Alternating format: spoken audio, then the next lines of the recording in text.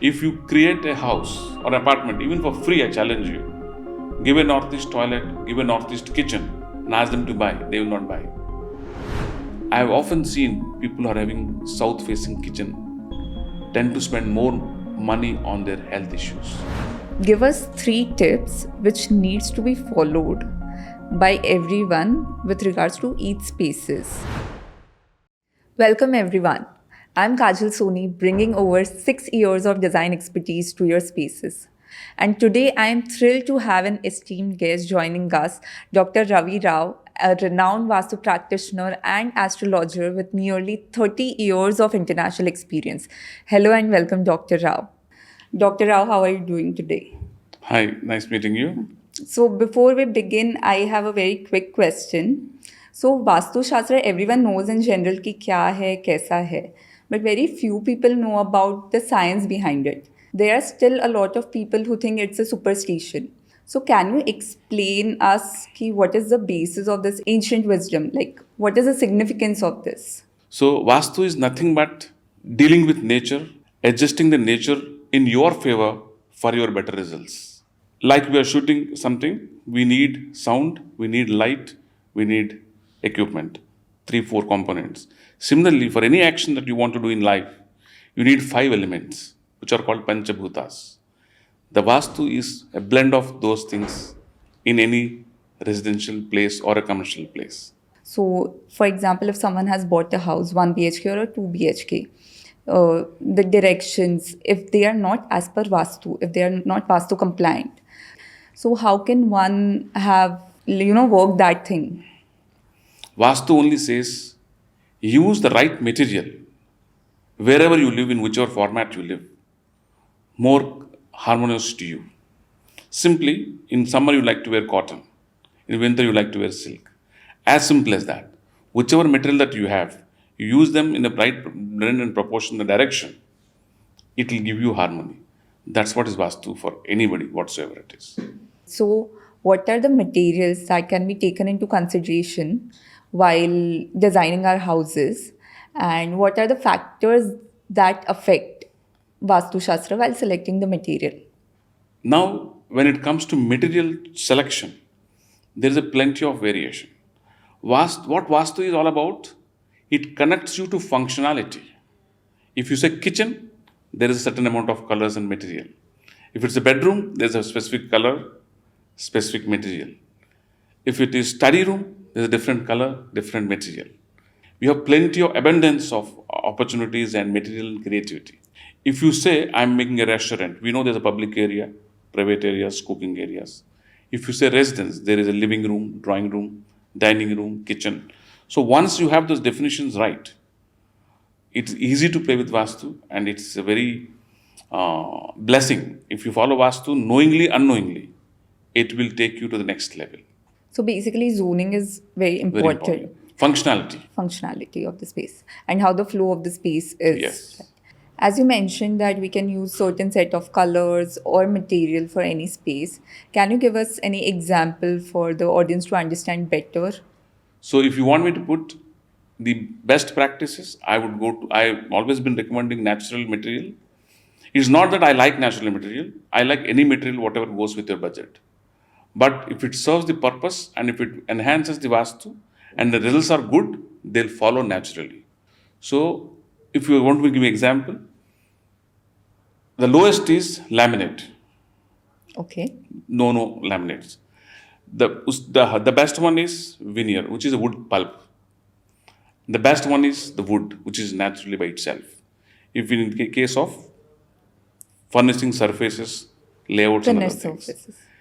If it is floor, again same thing. Stone is the best option. Tiles are not the best option. Again, if you say tiles option, again I'll say, if it is a commercial space where you don't sleep in the night, tiles are better option. Where you sleep in the night, which is normally homes, natural stones are better. So the houses come with certain set of material given by the builder already. For example, it's a tile floor. The bathrooms are already done. The kitchen is placed. The granite is already placed. And with the budget, even as designers, we would suggest to go for laminate. Or maybe we can try and use veneer somewhere in combination. In that case, what can one do? Like, they cannot redo the flooring, they cannot break the kitchen, they cannot, expand their budget. And that's like That they is are again, stuck. that's again put me into catch-22 situation. When do you introduce Vastu to yourself? After problem hitting you, then you go for a Vastu consultant, or Ideally before. before you buy a house or something. Mostly in residential Vastu, what happens is it is the economic factor which drives the family. If they're economically not doing well, despite the best hard work is put up, our child is putting his best effort, is not able to get a result. That's where Vastu intervention normally comes into the picture. There are many cases where I would ask a child not to study in the study room, study somewhere else. Okay. So I can't change the material, I don't have the budget. But direction is in my hands, Right. book and lighting is in my hands. And I will say, okay, take a pillow and put a sheet and study. Okay. That way I would make sure that he get results. As I told you, they're quarreling. I don't change the flooring, but colors, wallpaper, curtains, I'll change. Right. So there are remedies that way. It's Vastu always gives way out for you. It's not that breaking is the only solution, I don't say. If you create a house or an apartment, even for free, I challenge you, give a northeast toilet, give a northeast kitchen, and ask them to buy. They will not buy. They know that this is going to be a problem. Anyone who wants to buy a house, no matter what is the budget, even if it is affordable housing, follow this golden rule. 30 marks you give it to the main entrance. Okay. 30 marks. 25 marks you give it to the master bedroom. So 50. 50. 55. 50. Okay, 25, 20 and 20. Yeah. Another 20 marks you give it to the kitchen. Okay. So main entrance, master bedroom, kitchen. Kitchen. If you cross 60 plus, Vastu will push you to the rest for good. Rest all only can be minus by doing blunders. Okay. From the point of material, from the point of anti-clockwise staircase or anti-colors or anti-objects. Okay. They all are 5-2, 5-2, 5-2, not more than 10. If you ever go for a search of a house rental accommodation in the market, anyone for that matter, you go out and find a house for yourself on rent. 8 out of 10, you will find west facing or south facing. You will not find houses east facing and north facing. What does it mean? They are the houses which don't be available for longer time as a vacant places, one. If they're on for sale, they are the first one to be picked up by everybody. Because southwest air, southeast kitchen, once entrance is in right place, the house is already set. So I would see if you follow 55%, you should let them pass. If you can get 80%, nothing like it. If you have 100%, in 5 years' time, you'll have one more house to go. That is the promise Vastu can give you. Or they will go to a happier place or they go to a bigger place. A 2-bedroom person can go for a 4-bedroom house. That also we see. That's what is Vastu has been patronizing in the modern times. Okay. So also talking about, we have spoken about kitchen, and bedroom and the entrance. But what about the mandir? My clients, if I talk about me specifically, most of the clients, they first mention mandir have to be in the northeast corner. So that is a basic requirement every client comes up with. Mandir is a divine place. Right. Right? What Vastu says is, if you bow down to northeast, which is ruled by Jupiter, who is head of all the planetary solar system, if you go to northeast and take a blessing from there, God is not sitting there in Mandir also. But once you go to northeast direction, it has an advantage. You will have elevation in your life. Okay. Point kya hai? People walk up to the mandir, they spend 1 minute, they put one agarbatti and they just put one flower and they go back to their work. So that they don't find hardships, they don't have hiccups, their life or a day goes smoothly. Right. That is enough. If you are working anything, if you get the results, you should be happy, man. That's what the direction promises. So now we are towards the end of the section. So I'm going to ask you some interesting questions. So the thing is, we have ranked the areas of the house 1 to 3: living room, kitchen, bedroom. Give us 3 tips which needs to be followed by everyone with regards to each spaces. Living room, 3 tips that everyone should follow. Kitchen, 3 tips that everyone should follow, and bedroom, respectively. Let us start from where? Bedroom. Bedroom. Try and keep the head on south or on west side when you sleep. Keep the money on the south side so that when you open the door of the money, you should be facing south. So money is facing the north. Second tip. Third, use as much as natural material, wood or plywood with least chemical. That will be the best for a bedroom. If you say kitchen, which is second important kitchen, your fire location while making the food, you should be facing east. Second best is north. Third best is west. Try and avoid making food while facing south. Of course, kitchen should be either in southeast or northwest as per the Vastu.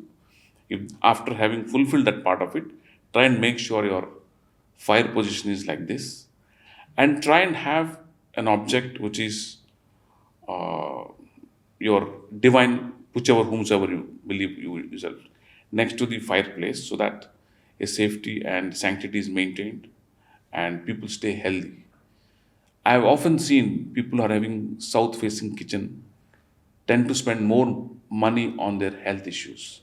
Wrong facing kitchen will have more long bills of insurance or health insurance, whatever it is. Next is living room. Living room is a place where it's common. So you will be watching TV or you'll be gossiping. Try and make all these cupboards and boards, TV, whatever you have, screens or whatever it is, west, east, or north facing. Try not to have any. South wall should be always empty or some standard objects or some kind of painting. This is better. And if you're really making a house or making an office, the new trend in Vastu is good ceiling height. You see, beautiful ceiling height is there. So the higher the ceiling, the better is the Vastu. So to readers and to everybody, I tell them, if you want to really feel that, how do you find the place is good? If you go to any place, you see high ceiling, you sit there, you feel your wow, it's very nice. That is the height of the magic of the height is that. This is what we had in ancient time, Chettinad houses, all these center courtyard houses. If you have that kind of double height, it brings immense luck and prosperity to you. Higher the ceiling, higher the prosperity. I think all of us are going to have a compass in our hand Yeah. and a measuring tape after we go to our houses now. You ask your neighbor to go away and break the floor and then go. But then I think with the new construction, you don't get that kind of ceiling height. But Choices are there. Yeah. You could always make a choice. When you are, that's what I said, when you are asking somebody to make a house, you can give the specifications to the architect or designer. Or builder is going to make the houses or a developer is going to make it. He knows by giving 14 feet ceiling, I can charge premium and people are there to buy it. right. And that kind of luck will come to those people who wants to get prosper. Actually, it's not the person who chooses the house. It is the house which chooses the person who should occupy and who should not occupy. There are many cases you buy a house but you never stayed there. The house doesn't want the owner to come and stay there. That is also subject of Vastu. So, as I told you, non-believer, my journey started. Today I will say, Vastu will choose who should stay, how long you should stay, and how will you stay. How you will stay means how prosperously, how peacefully you stay. So here we are concluding with our questions, and probably we'll need a part 2 for the following questions. I had a lot of fun having you here. It was a pleasure having you here, Mr. Rao. Thank you for coming. And it was a very insightful, informative, and educative session. And thank you so much. Thank you. Pleasure meeting you again. That's wonderful, Mr. Rao. And I'm surely going to read your books. Thank you again for coming over and helping us with the information. And I'm sure this is going to bridge the gap between design and ancient wisdom. that we have. This has been very informative for me, and I'm sure this is going to help our viewers and audience to build a peaceful and harmonious home. Thank you again.